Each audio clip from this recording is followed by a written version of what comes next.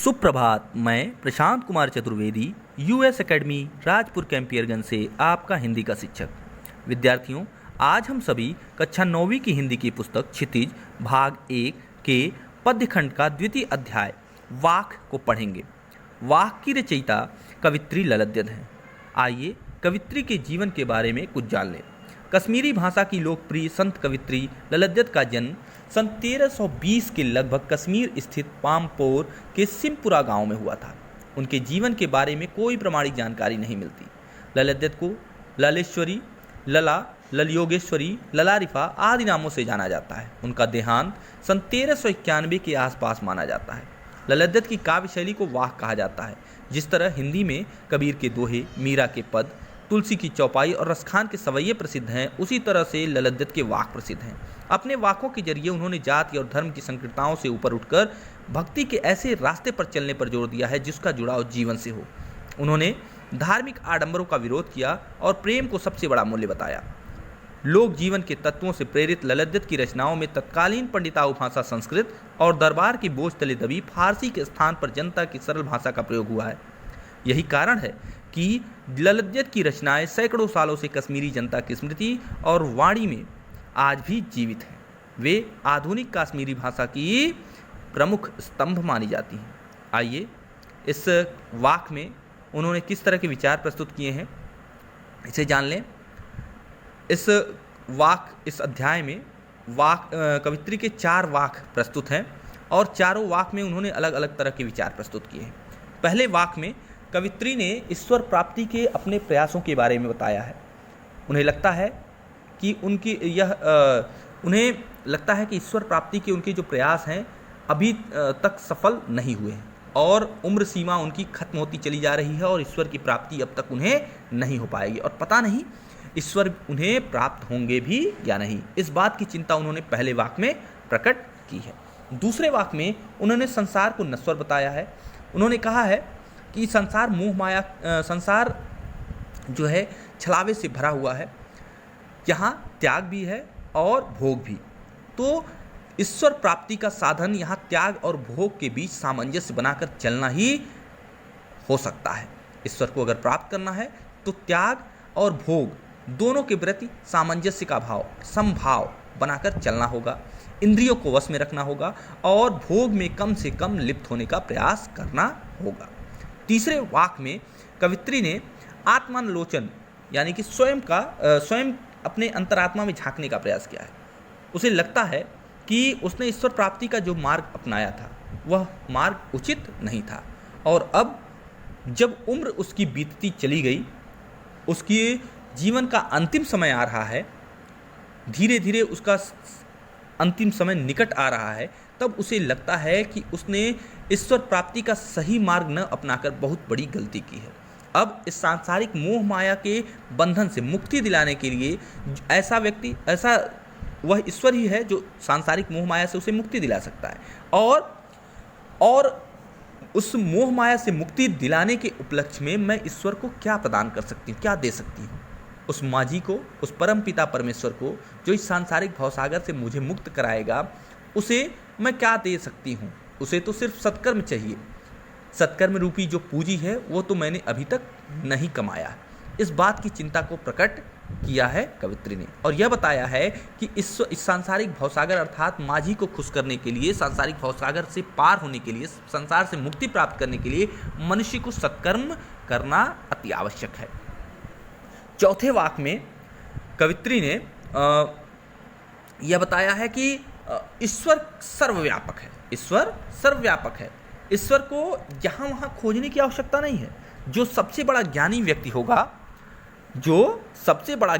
होगा वह स्वयं को अगर जान ले, अगर ईश्वर स्वयं के इंसान के अस्तित्व को जान ले, ईश्वर के महिमा को जान ले, तो उसे पता चलेगा कि ईश्वर का वास उस हर व्यक्ति के, हर जीवात्मा के अंदर है। ठीक है, हर व्यक्ति के अंदर है, हर जीवात्मा के अंदर है। उसे इधर उधर ढूंढने की आवश्यकता नहीं है। ईश्वर तो इस प्रकृति के, इस धरती के, इस संसार के एक एक कण में वास करता है। तो आइए कवित्री की जो है और इस वाक्य में कवित्री ने आत्मज्ञान पर भी, जैसे आत्मज्ञान को ही सच्चा ज्ञान माना है। कवित्री ने कहा है जिसे आत्मज्ञान हो जाएगा वही सच्चा ज्ञानी है, और अगर आत्मज्ञान हो जाए तो ईश्वर से वह ईश्वर को भी जान जाएगा। ठीक है, आइए इसे पढ़ते हैं। वाक। रस्सी कच्चे धागे की खींच रही मैं नाव, रस्सी कच्चे धागे की खींच रही मैं नाव, जाने कब सुन मेरी पुकार करें देव भवसागर पार, जाने कब सुन मेरी पुकार करें देव भवसागर पार। पानी टपके कच्चे सकोरे, पानी टपके कच्चे सकोरे, व्यर्थ प्रयास हो रहे हैं मेरे, जी में उठती रह रहूं, जी में उठती रह रहूं, घर जाने की चाह है गिरी। देखिए, इस पहले वाक्य में मैंने आपको बताया कि कवित्री ने बताया कि ये जो जीवन है ये क्या है, यह नश्वर है, यह नष्ट होने वाला है। यह पूरी सभी लोग जानते हैं कि यह जीवन क्या है, नश्वर है, और इस जीवन की यही सच्चाई है कि जो आया है उसे उसकी मृत्यु भी होनी तय है। ठीक है, तो कवित्री कहती है कि इस जीवन रूपी कच्चे धागे की रस्सी से मैं ईश्वर भक्ति की विशाल नाव को खींच रही थी, मैं ईश्वर भक्ति की विशाल नाव को खींचने का प्रयास कर रही हूँ, और पता नहीं कब वह परम पिता परमेश्वर, वह ईश्वर, वह परम पिता परमेश्वर मेरी पुकार सुनेंगे और मुझे इस भवसागर से पार लगाएंगे। मेरी इस नाव को मैं अपने इस कच्चे धागे की जीवन रूपी कवित्री कहती है कि मैं अपने जीवन रूपी कच्चे धागे की रस्सी से प्रभु भक्ति के इस नाव को खींच रही हूँ। मैं अपने जीवन रूपी कच्चे धागे की रस्सी से, जीवन क्या है, नश्वर है। आपको मैंने बताया आपकी कि जीवन नश्वर है, कभी भी यह खत्म हो सकता है। यह कच्चे धागे की रस्सी के समान है जो कभी भी टूट सकता है। भाई, शरीर से आत्मा का संबंध कैसा है, बहुत ही कच्चा है। कभी भी यह शरीर आत्मा शरीर को त्याग सकता है। ठीक है, तो कवित्री कहती है कि यह जीवन कच्चे धागे रूपी रस्सी के समान क्या है, नश्वर है, और इसी से मैं ईश्वर की नाव को, ईश्वर की भक्ति रूपी नाव को मैं खींच रही हूँ। पता नहीं कब, जाने कब सुन मेरी पुकार करें देव भवसागर पार। पता नहीं कब वह परम पिता परमेश्वर, वह ईश्वर, वह परम पिता परमेश्वर मेरी पुकार सुनेंगे और मुझे इस भवसागर से पार लगाएंगे, अर्थात मुझे इस सांसारिक मोह माया के बंधन से मुक्ति दिलाएंगे। इस सांसारिक भवसागर में जहाँ मैं फंसी हुई हूँ, जिससे मैं घिरी हुई हूँ, पता नहीं परम पिता परमेश्वर कब मुझे इस सांसारिक भवसागर से मुक्ति दिलाएंगे। पानी टपके कच्चे सकोरे, व्यर्थ प्रयास हो रहे हैं मेरे, जी में उठती रह रहूं, घर जाने की चाह गिरे। देखिए, पानी टपके कच्चे सकोरे, कच्चे सकोरे का मतलब यहाँ है कि कच्चे धागे से बनी हुई रस्सी या रस्से से, मोटा रस्सा जिससे नाव खींचा जाता है। ठीक है, पानी टपके कच्चे सकोरे, व्यर्थ प्रयास हो रहे हैं मेरे। कवित्री कहती है कि कच्चे धागे से बनी हुई ये जो रस्सी है, इस पर निरंतर पानी की बूंदें गिर रही हैं। पानी के संपर्क में यह आ रहा है, यह निरंतर पानी के संपर्क में आ रहा है, इस पर निरंतर पानी की बूंदें गिर रही हैं। देखिए, पहली बार उन्होंने क्या कहा है कि जीवन रूपी कच्चे धागे की रस्सी से। ठीक है, जीवन रूपी कच्चे धागे के रस्से से, अर्थात जो कभी भी टूट सकता है, कभी कच्चे धागे का रस्सा यानी कभी भी वह टूट सकता है। जीवन की यह जो डोर होती है बड़ी ही कमजोर होती है, कभी भी यह टूट सकती है। ठीक है, वह कहती है यह निरंतर पानी के संपर्क में आ रहा है। ठीक है ना, यह पानी के संपर्क में आ रहा है, इस पर पानी की बूंदें गिर रही हैं और इसे इस कच्चे धागे की रस्सी की और भी क्षीण करती चली जा रही हैं और भी कमजोर करती जा रही हैं। कवित्री को ऐसा लगता है कि उसके ईश्वर प्राप्ति के जो प्रयास हैं, इस सांसारिक भवसागर से मुक्ति के जो प्रयास हैं, अभी तक क्या हो रहे हैं, सारे प्रयास व्यर्थ हो रहे हैं। अभी तक सारे प्रयास उसके व्यर्थ होते चले जा रहे हैं, अर्थात उसके जो जीवन का समय है बीतता चला जा रहा है। समय रूपी पानी की बूंदें उस पर गिर करके उसके जीवन की आयु सीमा को धीरे धीरे छीण कर रही हैं, खत्म कर रही हैं।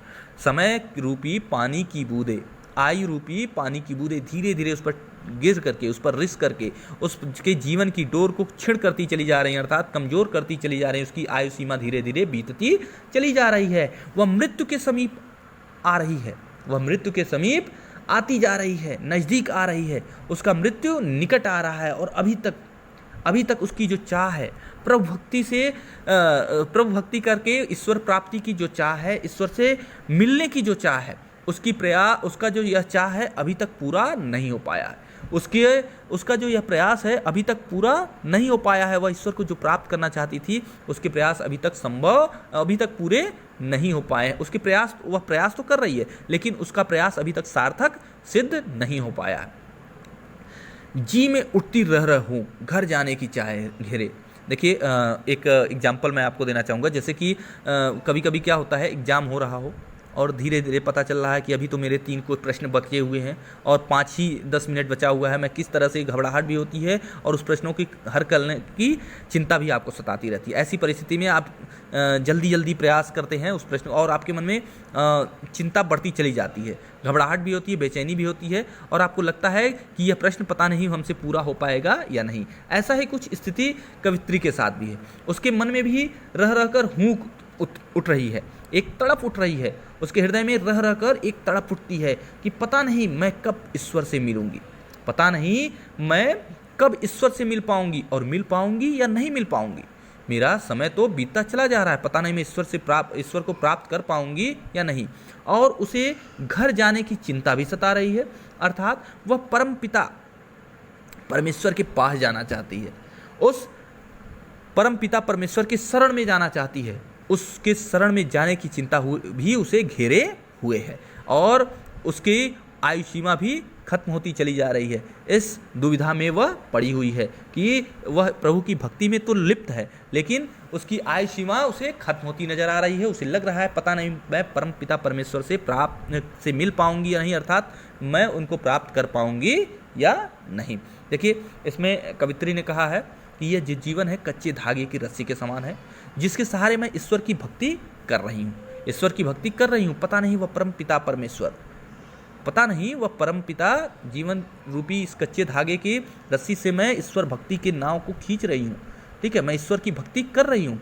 तात्पर्य यह है कि मैं ईश्वर की भक्ति तो कर रही हूँ, पता नहीं वह ईश्वर और परम पिता परमेश्वर मेरी पुकार कब सुनेगा और मुझे इस सांसारिक मोह माया के बंधनों से मुक्ति दिलाएगा। पानी टपके कच्चे सकौरे व्यर्थ प्रयास हो रहे होंगे। देखिए, पानी टपकने का यहाँ तात्पर्य यह है कि यह जीवन क्या है, बहुत ही यह जीवन नश्वर है, नाश होने वाला है, और यह धीरे धीरे क्या होता है, इसकी आयु सीमा समाप्त होती चली जाती है। और यहाँ पानी टपकने का आशय कवित्री का आशय यह है कि पानी की बूंदें, जिस प्रकार पानी की बूंदें कच्चे धागे की बनी हुई रस्सी पर गिरकर उसे और कमज़ोर कर देती हैं, उसी तरह कवित्री की जीवन रूपी यह रस्सा है, अर्थात जीवन रूपी यह जो रस्सी है, उस पर आयु सीमा की जो बूंदें हैं, धीरे धीरे उसकी जो है क्या है, उस पर धीरे धीरे उस पर आयु सीमा की उसकी आयु सीमा धीरे धीरे क्या हो रही है, खत्म होती चली जा रही है। उसकी आयु सीमा खत्म होती चली जा रही है, और उसे लगता है कि मैं मृत्यु के नज़दीक आ रही हूँ। धीरे धीरे मैं वृद्धावस्था की ओर अग्रसर हूँ। मेरा धीरे धीरे मृत्यु निकट आ रहा है, और अब तक मैंने ईश्वर को प्राप्त नहीं किया है, ईश्वर की प्राप्ति मुझे अब तक नहीं हो पाई है। इसलिए कवित्री को अपने ईश्वर प्राप्ति के किए गए सारे प्रयास अब तक व्यर्थ नजर आ रहे हैं। ठीक है, उसके हृदय में रह रहकर हूँक उठ रही है, उसके हृदय में रह रहकर एक तड़प उठ रही है कि पता नहीं मैं परम पिता परमेश्वर से मिल पाऊंगी या नहीं मिल पाऊंगी। ठीक है, उसे इस तड़प के बीच, इस हूँक के बीच उसे परम पिता परमेश्वर के पास जाने की चिंता भी सता रही है। तो आइए दूसरा वाक्य देखते हैं। खा खा कर कुछ पाएगा नहीं, न खाकर बनेगा अहंकारी। खा खा कर कुछ पाएगा नहीं, न खाकर बनेगा अहंकारी। सम खा तभी होगा संभावी, खुलेगी सांकल बंद द्वार की। देखिए, कवित्री ने इसमें कहा है कि अपने विचार प्रस्तुत करते हुए कहा है कि हे मनुष्य, तुम सांसारिक मोह माया के बंधनों में मत बंधो, उसमें पूरी तरह से लिप्त मत हो जाओ। सांसारिक भोगों में पूरी तरह से लिप्त मत हो जाओ। पूरी तरह से सांसारिक भोगों में लिप्त हो जाने से भी तुझे कुछ प्राप्त नहीं होगा। ठीक है, वो कहती हैं कि पूरी तरह से सांसारिक भोग में लिप्त हो जाने से, सुख और ऐश्वर्य की चाह रखने से तुम्हें ईश्वर की प्राप्ति नहीं हो पाएगी। यह सब क्या है, इस सांसारिक मोह माया के बंधनों में बंधना, सांसारिक सुख ऐश्वर्य की भोग की कामना करना पूरी तरह से निराधार है। पूरी तरह से इसमें लिप्त हो जाने से भी कुछ भी प्राप्त नहीं होगा। न खाकर बनेगा अहंकारी, और न ही भोग का पूरी तरह से त्याग कर देने से न खाकर बनेगा अहंकारी। यहाँ न खाने का तात्पर्य क्या है? भोग का त्याग कर देने से। न खाकर न तो इसके विपरीत क्या करके, न तो आप इसका पूरी तरह से त्याग करके और ज्ञान और तपस्या का जो है मार्ग अपना करके, अपने आप को सिद्ध पुरुष बता करके भी आप क्या करेंगे? आप ईश्वर को प्राप्त नहीं कर पाएंगे। क्यों? क्योंकि पूरी तरह से इन सब का त्याग कर देने से भी आपके मन में ज्ञान का अहंकार उत्पन्न हो जाएगा।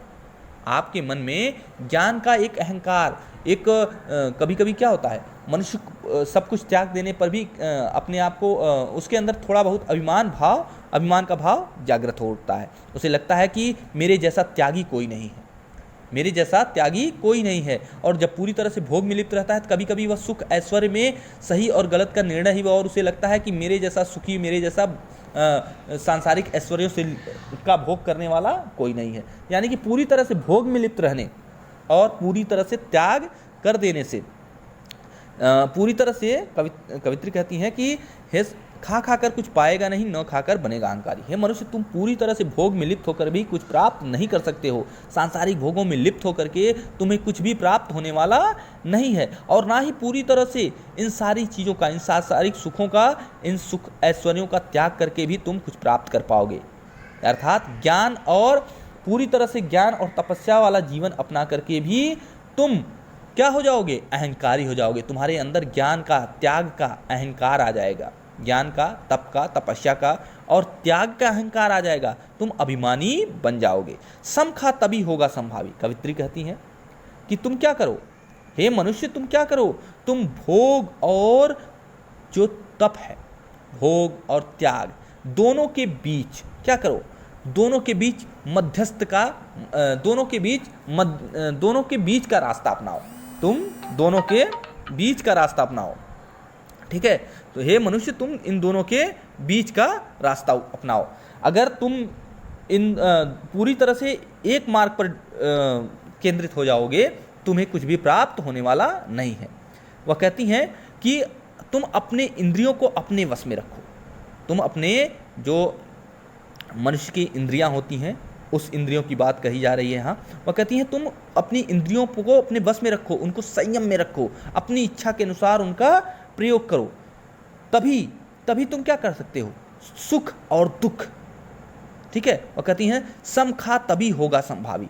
तुम जब दोनों के प्रति समान भाव रखोगे, अपने इंद्रियों को अपने वश में रखोगे, ठीक है, दोनों के प्रति, दोनों त्याग और भोग के बीच समान भाव रखोगे, दोनों के बीच समानता का भाव रखोगे, दोनों को एक समान दृष्टि से देखोगे और अपने इंद्रियों को वश में रखोगे, तभी तुम्हारा जीवन सार्थक होगा, तभी तुम्हारा जीवन सार्थक होगा। और वह कहती हैं खुलेगी सांकल बंद द्वार की। और ऐसे स्वभाव वाला बन जाने के बाद, ऐसी तुम्हारी जब ऐसी विचारधारा हो जाएगी कि तुम त्याग और भोग के प्रति समान दृष्टि रखोगे, समान भाव रखोगे, तो तुम्हें तुरंत ही ईश्वर के और तुम्हारे बीच, ईश्वर प्रभु की प्राप्ति और तुम्हारे बीच जो दरवाजा बंद है उसका सांकल मतलब होता है कुंडी, तुम्हारे और ईश्वर के बीच पहुंचने के बीच जो बीच में दरवाजा है, अच्छा, अर्थात ईश्वर को प्राप्ति करने का जो तुम प्रयास कर रहे हो और उसमें तुम्हें रुकावट जो महसूस हो रही है, तुम ईश्वर की प्राप्ति नहीं कर पा रहे हो, उस बंद दरवाजे की सांकल स्वतः ही खुल जाएगी। जब तुम संभावी बन जाओगे तो तुम ईश्वर प्राप्ति के लिए जो तुम्हारा प्रयास है वह सार्थक सिद्ध होगा और तुम्हारे और ईश्वर के बीच जो दरवाजा बंद है उसकी सांकल स्वतः ही खुल जाएगी। कवित्री कहती है कि हे मनुष्य, पूरी तरह से भोग में लिप्त होकर के मनुष्य को कुछ भी प्राप्त होने वाला नहीं है। सांसारिक भोगों में लिप्त हो जाने से भी ईश्वर की प्राप्ति नहीं हो सकती है, और ना ही पूरी तरह से त्याग और तपस्या का मार्ग अपना लेने से मनुष्य ईश्वर को प्राप्त कर सकता है। तब भी वह क्या हो जाएगा? अहंकारी हो जाएगा, उसे ज्ञान का अभिमान हो जाएगा, उसे समखा तभी होगा संभावी। जब तुम, हे मनुष्यों, जब तुम दोनों के प्रति समान भाव रखोगे, त्याग और भोग दोनों को समान, त्याग और भोग दोनों के प्रति सामंजस्य बनाकर चलोगे, अपने इंद्रियों को वश में रखोगे और ज्ञान के मार्ग को भी अपनी इंद्रियों को वश में रखोगे और वश में रखने का मतलब है यहाँ उचित प्रयोग करने से, उचित प्रयोग करने के, दोनों त्याग और भोग के प्रति समान भाव रखने से। ठीक है, वह कहते हैं समखा तभी होगा संभावी। जब दोनों के प्रति समान भाव रखोगे तभी तुम्हारे और ईश्वर के बीच जो यह दरवाज़ा बंद है, तुम्हारे और ईश्वर के बीच का यह जो मार्ग बंद है, जिस दरवाजे के कारण तुम्हारे द्वारा ईश्वर की प्राप्ति नहीं हो पा रही है, उसकी सांकल, उसकी कुंडी संभावी बनने पर अपने आप ही खुल जाएगी और तुम्हें ईश्वर की प्राप्ति भी हो जाएगी। तीसरा देखते हैं, आई सीधी राह से गई न सीधी राह, आई सीधी राह से गई न सीधी राह, सुसुम सेत पर खड़ी थी बीत गया दिन आ। आई सीधी राह से गई न सीधी राह, सुसुम सेत पर खड़ी थी बीत गया दिन आ। जेब टटोली कौड़ी ने पाई, जेब टटोली कौड़ी ने पाई, माझी को दूं क्या उतराई। देखिए, इस वाक्य में कवित्री कहती है, कवित्री कहने का प्रयास कर रही है, कवित्री कहती है कि कहती है कि मैं आई सीधी राह से गई न सीधी राह। देखिए, इस हिसाब में वह ईश्वर प्राप्ति को ही मुख्य ध्येय बनाती है। इन सारे वाक्यों में उसने ईश्वर प्राप्ति को ही मुख्य ध्येय बनाया है, तो इसमें भी वह ईश्वर प्राप्ति की ही बात कर रही है। वह कहती है मैं तो सीधी राह पर आई थी, किंतु सीधी राह पर मैं निरंतर उस राह पर चल नहीं पाई। आई सीधी राह से गई न सीधी राह। कैसी सीधी राह? ईश्वर प्राप्ति के मार्ग की वह बात कर रही है, ईश्वर प्राप्ति का सीधा रास्ते की बात, सीधे रास्ते की बात कर रही है। वो कहती है आई सीधी राह से गई न सीधी राह। मैं ईश्वर प्राप्ति के मार्ग पर तो चली थी, किंतु वह मार्ग मैं भटक गई और मैं निरंतर उस रास्ते पर यानी ईश्वर भक्ति के मार्ग पर नहीं चल पाई। आशय यह है, इसका तात्पर्य यह कहना चाहती है कवित्री कि वह परमात्मा को प्राप्त करने का, ईश्वर को प्राप्त करने के जिस मार्ग पर चली थी, पथ पर ठीक तो चली तो थी, परंतु उसने एक गलती से क्या कर लिया था, उसने गलती से हठ योग का मार्ग अपना लिया। ईश्वर की भक्ति पर न चल करके, ईश्वर की भक्ति पर ही चली थी वह, लेकिन कुछ समय के पश्चात उसने ईश्वर प्राप्त करने के लिए हठ योग का मार्ग अपना लिया। ठीक है, उसने हठ योग को हठ योग की साधना का में से ईश्वर प्राप्त करने का प्रयास किया। ठीक है, देखिए कवित्री कहती है कि मैं आई तो थी सीधी राह पर, परंतु मैं सीधे उस रास्ते पर चल नहीं पाई। मैं धीरे धीरे क्या हो गया, मैं रास्ते से भटक गई, मैंने गलत मार्ग का चयन कर लिया। इस कवित्री कहना चाहती है कि मैं ईश्वर को प्राप्त करने के लिए जिस मार्ग पर चली थी, ईश्वर की भक्ति के जिस मार्ग पर चली थी, मैं निरंतर उस मार्ग का अनुसरण नहीं कर पाई। मैंने गलती से क्या कर लिया, हठ योग का मार्ग अपना लिया और क्या किया, सुसुम सेत पर खड़ी थी बीत गया दिन आ। सुसुम सेत पर खड़ी थी बीत गया दिन आ। देखिए, दिन आह मतलब क्या, एक पीड़ा का स्वर निकल रहा है उसके मुंह से। ठीक है, एक पीड़ा भरा, एक इस आह में एक पीड़ा सुनाई दे रही है हमें, ऐसा हो रहा है कि जैसे कवित्री को इस बात का दुख है। वह कहती है कि मैंने क्या किया, सुसुम सेत पर खड़ी थी, सुसुम सेत मतलब पुल मतलब क्या, माध्यम बनाया उसने। सुषुम्ना नाड़ी को जागृत करके इस अपने सुषुम्ना नाड़ी को साधने का प्रयास किया उसने। अपनी कुंडलिनियाँ जागृत करने में वह लगी रही, अपनी कुंडलिनियाँ जागृत करने में लगी रही। देखिए, नाड़ी को जागृत करके भी बहुत से लोग हठ योग के मार्ग से पर चल करके अपनी नाड़ियों को जागृत करके 3 नाड़ियाँ, ईड़ा और पिंगला नामक जो नाड़ियाँ हैं, सुषुम्ना, ईड़ा, पिंगला, ये जो नाड़ियाँ हैं, इनको जागृत करके वह ईश्वर प्राप्ति का प्रयास करते हैं। ठीक है, जो हठ योगी होते हैं, हठ साधना से ईश्वर प्राप्ति का को सही सिद्ध ईश्वर प्राप्ति का प्रयास करते हैं, वो अपनी कुंडलिनियाँ जागृत करके ईश्वर प्राप्त करने का प्रयास करते हैं। वह कहती है कि देखिए, मैंने आपको बताया कि सुषुम सेतु यानी सुषुम्ना नाड़ी को माध्यम से बना करके, सुषुम्ना नाड़ी को माध्यम बनाकर उसके माध्यम से कुंडलिनियाँ जागृत करने में वह पूरा समय उसने बिता दिया। उसका जीवन बीत गया दिन आह। उसे लगता है क्या, उसका पूरा जीवन बीत गया। आह में एक पीड़ा छिपी हुई है, एक दर्द छिपा हुआ है, एक कसक छिपी हुई है। उसे लगता है कि उसने बहुत बड़ी गलती कर दी है। ठीक है, वह सीधे ईश्वर भक्ति के मार्ग पर आई थी, मगर वह इस ईश्वर भक्ति के मार्ग का निरंतर अनुकरण नहीं कर पाई, वह भटक गई और उसने गलती से हठ योग का मार्ग अपना लिया। सुषुम सेत पर खड़ी थी बीत गया दिन आ। उसने सुषुम्ना नाड़ी को साधने के प्रयास में, उसके माध्यम से कुंडलिनियाँ जागृत करने के प्रयास में, ठीक है, वह निरंतर प्रयास में लगी रही, कुंडलिनियाँ जागृत करके ईश्वर प्राप्त करने का प्रयास करती रही और इस प्रयास में उसका पूरा जीवन ही बीत गया, उसका सारा जीवन ही क्या हो गया, बीत गया। और अब उसे दुख है, क्या आह आह पीड़ा में एक दुख दर्द सुनाई दे रहा है। वह कहती है उसने जेब टटोली कौड़ी ने पाई, माझी को दूं क्या उतराई। जेब टटोली कौड़ी ने पाई, माझी को दूं क्या उतराई। देखिए वह कहती है कि जब मैंने अपनी जेब को टटोला, जेब क्या है, अर्थात अपनी अंतर आत्मा में झांक कर देखा। जब मैंने अपनी अंतरात्मा में झांक कर देखा, अपने बीते हुए दिनों को में झांक कर देखा तो उसे लगता है क्या कि उसका जैसे कौड़ी ने पाई, उसने कोई भी कौड़ी मतलब क्या, एक आप कह सकते हैं एक धन का एक सबसे छोटा प्रारूप होता है, छोटा रूप होता है, कौड़ी उसे कहते हैं, प्रारूप नहीं रूप होता है, धन का एक सबसे छोटा रूप जिसे कौड़ी कहते हैं। तो उसने एक छोटा सा अब धन, यहाँ पर धन की बात क्या क्या कही गई है, ईश्वर प्राप्ति के प्रयास के लिए ईश्वर प्राप्त, जैसे उसने कोई भी कमाई नहीं की है अब तक, उसने जेब टटोली कौड़ी नहीं पाई। उसने जब अपनी अंतरात्मा में झांक कर देखा तो उसका पूरा सारा जीवन ही उसे क्या नजर आया, व्यर्थ नजर आया, कि उसने अभी तक कोई कमाई ही नहीं की है। कैसी कमाई, किस कमाई की बात कर रही है, माझी को दूं क्या उतराई।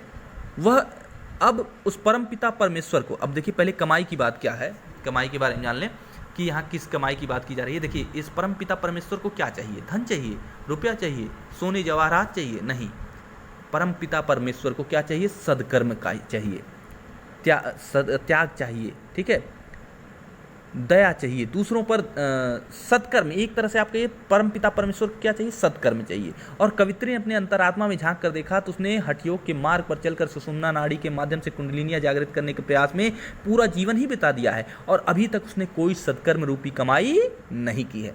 अभी तक उसने क्या, कोई सत्कर्म रूपी कमाई नहीं की है, उसने अभी तक अपने जीवन में कोई सत्कर्म नहीं किया है। और जिसकी चाह ईश्वर को होती है, जिसकी चाह ईश्वर को होती है और उसे लगता है माझी को दूं क्या उतराई। अब उस परमपिता परमेश्वर, माझी कौन, परमपिता परमेश्वर जो इस सांसारिक भवसागर से है उसे पार लगाएगा। माझी कौन है, वह माझी नाव को इस पार से उस पार ले जाने वाले को माझी कहते हैं, ठीक है, जो नदी पार कराता है उसे माझी कहते हैं। तो इस सांसारिक भव सागर से पार कराने वाला कौन है, परमपिता परमेश्वर, तो माझी तो वही हुआ, ठीक है। तो उस माझी को मैं उतराई के रूप में, उस माझी को मैं उतराई के रूप में क्या दूंगी, उस माझी को मैं उतराई के रूप में क्या दूंगी, उसे मैं क्या दूंगी, कौन सा सत्कर्म रूपी कमाई उसे दूंगी। मैंने तो अपने जीवन में कोई कमाई नहीं की है, मेरे पास तो कुछ भी नहीं है, मैं अब उस परमपिता परमेश्वर को क्या जवाब दूंगी। मेरे पास कोई भी एक भी अधमाई मतलब कमाई नहीं है जो मैं उस परमपिता परमेश्वर की झोली में डाल दूं। जो वह परमपिता परमेश्वर मुझे सांसारिक भवसागर से पार लगाएगा उसे मैं उतराई के उपलक्ष्य में क्या दूंगी। इसी बात की चिंता कवित्री को सता रही है, ठीक है। आगे देखिए, थल थल में बसता है शिव ही, थल थल में बसता है शिव ही, भेद न कर क्या हिंदू मुसलमान। थल थल में बसता है शिव ही, भेद न कर क्या हिंदू मुसलमान। ज्ञानी है तो स्वयं को जान, ज्ञानी है तो स्वयं को जान, वही है साहिब से पहचान। थल थल में बसता है शिव ही, भेद न कर क्या हिंदू मुसलमान। ज्ञानी है तो स्वयं को जान, वही है साहिब से पहचान। देखिए इसमें कवित्री क्या कहना चाहती है, थल थल में बसता है शिव ही, इस पृथ्वी के एक एक कण में ईश्वर का वास है, पृथ्वी के एक एक कण में ईश्वर विराजते हैं। कवित्री कहती है इस पृथ्वी, परमपिता परमेश्वर क्या है, वह बहुत बड़ा पुण्यात्मा, वह कल्याणकारी है, वह सभी का कल्याण करता है, वह तो इस पृथ्वी के एक एक कण में विद्यमान है, वह पृथ्वी के एक एक कण में और इस संसार की हर जगह पर वह विद्यमान है। भेद न कर क्या हिंदू मुसलमान, इसलिए मनुष्य को क्या करना चाहिए, मनुष्य को हिंदू और मुसलमान का भेद नहीं करना चाहिए, आपस में बैर भाव नहीं रखना चाहिए, आपस में कोई भेदभाव नहीं करना चाहिए। ज्ञानी हो तो स्वयं को ज्ञान, कवित्री कहती है कि ज्ञानी हो तो है तो स्वयं को जान, ज्ञानी है तो स्वयं को जान, वही है साहिब से पहचान। कवित्री कहती है कि अगर मनुष्य सच्चा ज्ञानी है, वह सभी लोगों को, हम सभी लोगों को संबोधित करते हुए कहती है कि हे मनुष्य, अगर तुम सच्चे ज्ञानी हो, अगर तुम स्वयं को ज्ञानी समझते हो तो पहले क्या करो, सबसे पहले अगर तुम सबसे बड़े ज्ञानी हो, सच्चे ज्ञानी हो, अगर ज्ञानी हो, अगर स्वयं को ज्ञानी समझते हो तो तुम पहले सबसे पहले क्या करो, स्वयं को जान लो, स्वयं को जान लो। अगर तुम अपने आप को जान लोगे, अपनी आत्मा के रूप को पहचान लोगे, चूँकि ईश्वर का वास कहाँ है? प्रत्येक घट घट में है, इस संसार की एक एक जगह पर है, इस प्राणी जगत में एक एक प्राणी के अंदर है। तो अगर तुम अपने आप को जान लोगे, आत्मज्ञान प्राप्त कर लोगे, ठीक है, अगर तुम ज्ञानी हो तो सबसे पहले क्या करो? स्वयं को जान लो। अगर तुम आत्मज्ञान प्राप्त कर लोगे, स्वयं को पहचान लोगे, अपने आप को पहचान लोगे, अपने आत्म रूप को पहचान लोगे, तो तुम्हें ईश्वर को खोजने की आवश्यकता नहीं पड़ेगी। वही क्या हो जाएगी? वही है साहिब से पहचान, वही तुम्हें परमपिता परमेश्वर से, वही तुम्हारी परमपिता परमेश्वर से मुलाकात हो जाएगी। तुम स्वयं को जानने के बाद परमपिता परमेश्वर को भी जान जाओगे। क्यों? क्योंकि क्या है? क्योंकि परमात्मा का वास तो हर एक जीवात्मा के अंदर है। आत्मा से वही परमात्मा का स्वरूप तुम्हें कहती है कि हर एक आत्मा में ही ईश्वर का, परमपिता परमेश्वर का या परमात्मा का वास होता है। इसलिए तुम अगर स्वयं को जान लोगे तो तुम ईश्वर से को भी पहचान जाओगे। साहिब, वही है साहिब से पहचान। जब तुम स्वयं अगर सच्चे ज्ञानी हो तो पहले स्वयं को जानो, और स्वयं को जानने के बाद तुम्हें तुम्हारी पहचान, तुम्हारी मुलाकात परमपिता परमेश्वर से भी हो जाएगी। तुम्हारी जान पहचान परमपिता परमेश्वर से भी हो जाएगी, क्योंकि प्रत्येक जीवात्मा के अंदर, प्रत्येक आत्मा के अंदर ईश्वर का ही वास होता है। वह तो कल्याणकारी है, वह शिव कल्याणकारी है, वह थल थल में, थल अर्थात पृथ्वी के एक एक कण में उसका वास है, इस संसार की सृष्टि के एक एक कण में उसका वास है। वह प्रत्येक जीवात्मा के अंदर रहता है, इस धरती की एक एक जगह पर, इस संसार की एक एक जगह पर वह विद्यमान है। तो हिंदू और मुसलमान का आपसी भेदभाव करने की आवश्यकता क्या है? अगर तुम यह बात जान जाओगे तो तुम हिंदू और मुसलमान का भेदभाव नहीं करोगे, और हमें करना भी नहीं चाहिए। हिंदू और मुसलमान का भेदभाव नहीं करने का कवित्री इसी पर जोर दे रही है। वह कहती है कि ईश्वर का वास तो इस पृथ्वी के एक एक कण में है, इस सृष्टि के एक एक जगह पर ईश्वर वास करता है। इसलिए मनुष्य को ईश्वर और हिंदू और मुसलमान का भेदभाव नहीं करना चाहिए। अगर मनुष्य स्वयं को बहुत बड़ा ज्ञानी मानता है तो सबसे पहले उसे क्या करना चाहिए? स्वयं को जान लेना चाहिए, स्वयं को जान लेना चाहिए। जो व्यक्ति अपने आप को पहचान लेगा, अपने आत्म रूप को पहचान लेगा, वह क्या है? वह परमपिता परमेश्वर की गति को भी जान जाएगा कि परमपिता परमेश्वर क्या है और कहाँ है। क्योंकि परमपिता परमेश्वर तो हर जगह व्याप्त है। ठीक है, तो इस प्रकार कवित्री के यह विचार थे। इन वाक्यों में उन्होंने इस तरह का विचार प्रस्तुत किया है। आइए इसके प्रश्नों को देख लेते हैं। यहाँ रस्सी यहाँ किसके लिए प्रयुक्त हुआ है और वह कैसी है? देखिए, रस्सी शब्द का प्रयोग किसके लिए प्रयोग हुआ है? रस्सी शब्द का प्रयोग जो है जीवन के लिए प्रयोग हुआ है। यह क्या है? जीवन रूपी कच्चे धागे की रस्सी की बात कही गई है ना। और यह क्या है? यह नश्वर है, यह नश्वर है, अर्थात बहुत ही जो है यह कच्ची है। यहाँ कही गई जीवन कच्चे धागे की खींच रही मैं रस्सी कच्चे धागे की खींच रही मैं नाव। तो यहाँ रस्सी जो है जीवन रूपी, जीवन के लिए प्रयोग किया गया है। रस्सी का प्रयोग यहाँ जीवन के लिए प्रयोग किया गया है, आत्मा के लिए प्रयोग किया गया है। ठीक है, और इस जीवन जीने के साधनों के लिए प्रयोग किया गया है। ठीक है, और वह कहता है कि कवित्री कहती है कि यह क्या है? नश्वर है, नाशवान है। कवित्री द्वारा मुक्ति के लिए किए जाने वाले प्रयास व्यर्थ क्यों हो रहे हैं? तो कवित्री को ऐसा लगता है क्या कि उसकी उम्र जो है धीरे धीरे खत्म हो रही है। कवित्री ने कहा है ना कि जीवन कच्चे धागे की खींच रही मैं नाव, जाने कब सुन मेरी पुकार, करे देव भवसागर पार, पानी टपके कच्चे सकोरे, व्यर्थ प्रयास हो रहे हैं मेरे। तो यहाँ पर पानी टपकने का मतलब क्या है? मैंने आपको बताया कि उसकी धीरे धीरे उम्र सीमा खत्म होने से है। ठीक है, कवित्री को ऐसा लगता है उसका जीवन बीतता चला जा रहा है, उसकी उम्र बढ़ती चली जा रही है। वह धीरे धीरे क्या हो रही है? ईश्वर को प्राप्त करने का प्रयास तो कर रही है, लेकिन उसकी मृत्यु धीरे धीरे निकट आ रही है और अब तक ईश्वर की प्राप्ति उसे नहीं हो पाई है।